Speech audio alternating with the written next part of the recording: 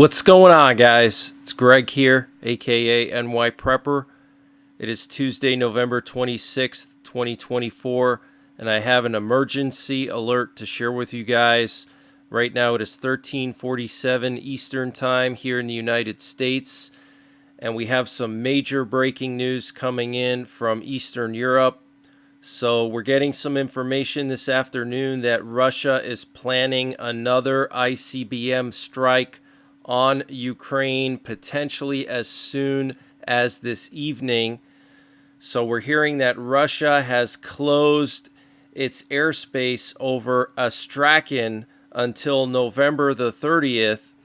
And Astrakhan is where Russia's Kapustin Yar rocket site is located. That's where Russia launched the first ICBM strike on Ukraine from. So this is extremely serious, guys. Also, the Russian Ministry of Defense confirmed today that Ukraine hit the Kursk region of Russia with American ATACMS missiles twice over the last 3 days, and retaliatory measures are being prepared by the Russian army. The Russian Defense Ministry said Ukraine's new ATACMS strikes on November 23rd and November 25th targeted military installations and an airfield in Russia's western Kursk region, causing damage to the infrastructure. Retaliatory actions are being prepared, it added.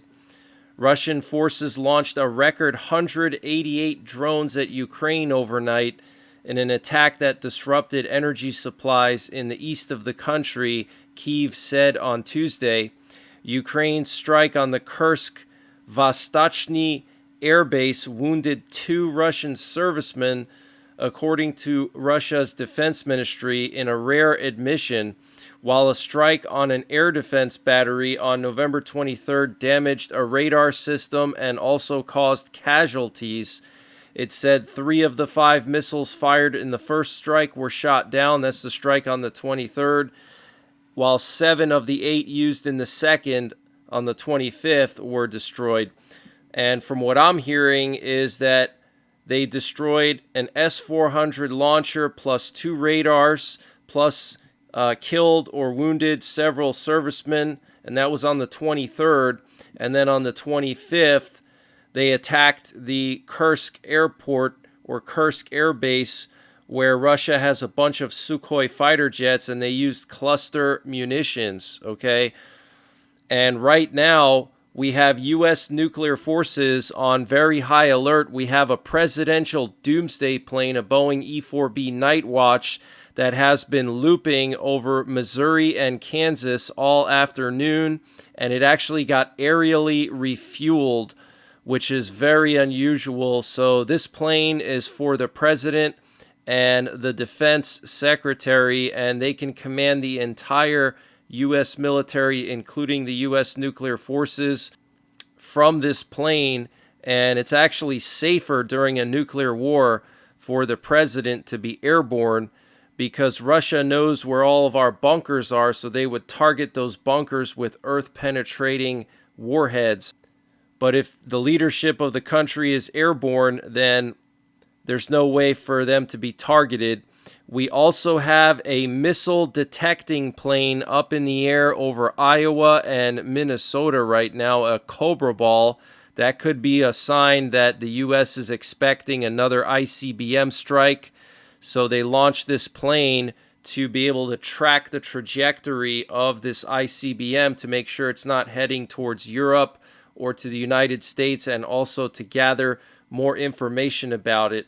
Okay, so we have a missile detecting and tracking plane airborne right now, as well as a nuke sniffer, which is a plane used to detect radiation in the atmosphere as a result of nuclear detonations from like nuclear tests or nuclear attacks or nuclear power plant meltdowns. So that's another sign that the U.S. is preparing for another ICBM strike on Ukraine. We also have a nuclear war command and control plane flying over New York City right now, heading out into the Atlantic. It did this big loop over Pennsylvania. It took off from Patuxent River So something could go down as soon as tonight. We have nuclear attack options broadcasting like crazy today, back to back this morning and this afternoon.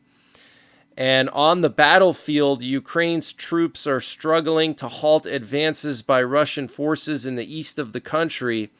Russia said Tuesday its troops had captured another village in the Kharkiv region, in an area where the front line had been relatively stable until recently.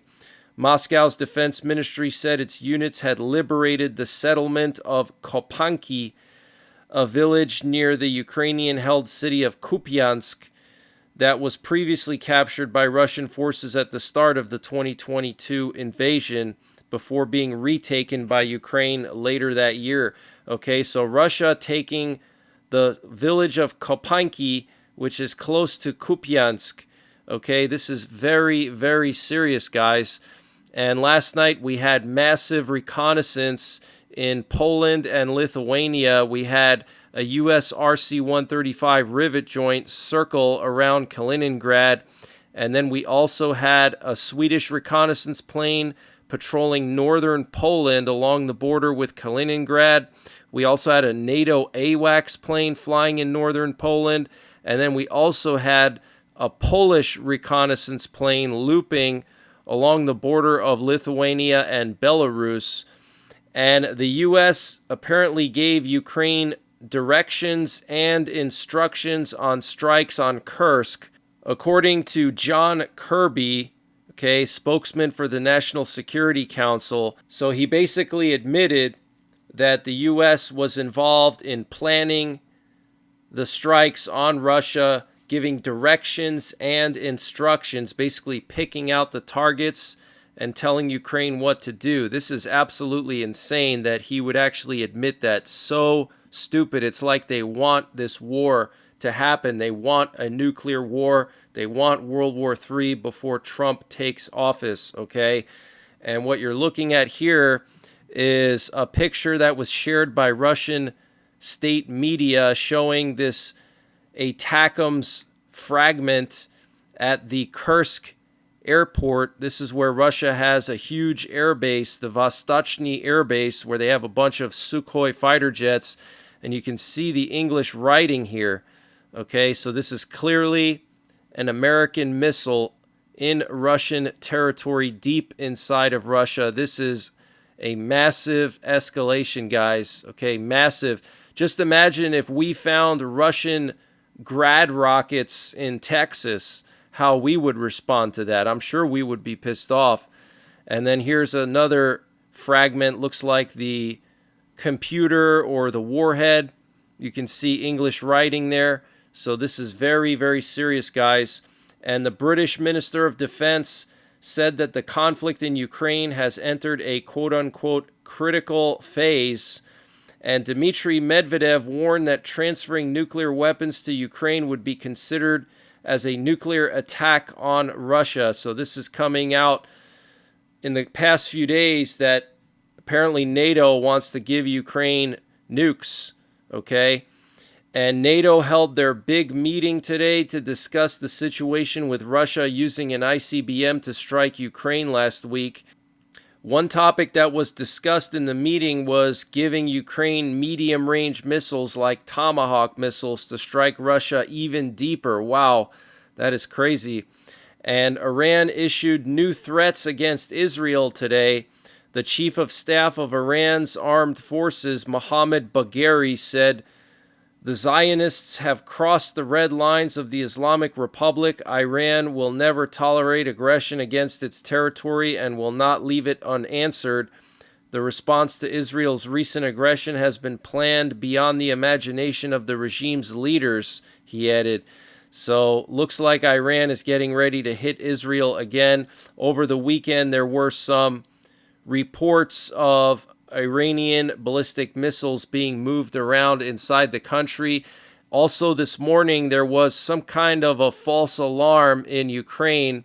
Ukraine lit up like a Christmas tree. They had air raid alerts all across the country for a ballistic missile attack from Kapustin Yar. Okay, so there was some kind of a false alarm this morning that Russia was planning an ICBM strike again, so they put out a nationwide ballistic missile alert.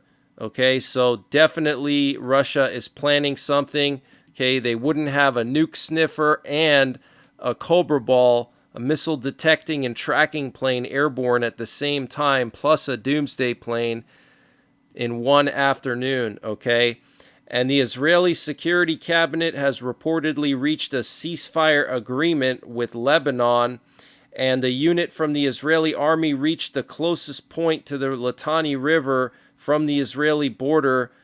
They're now approximately 3 to 4 kilometers away from the Litani River, so Israel is quickly occupying southern Lebanon, and Putin will go to Minsk on December the 6th, where he will take part in a meeting of the Supreme Council of the Union State of Russia and Belarus. So some big meeting in Belarus on December the 6th.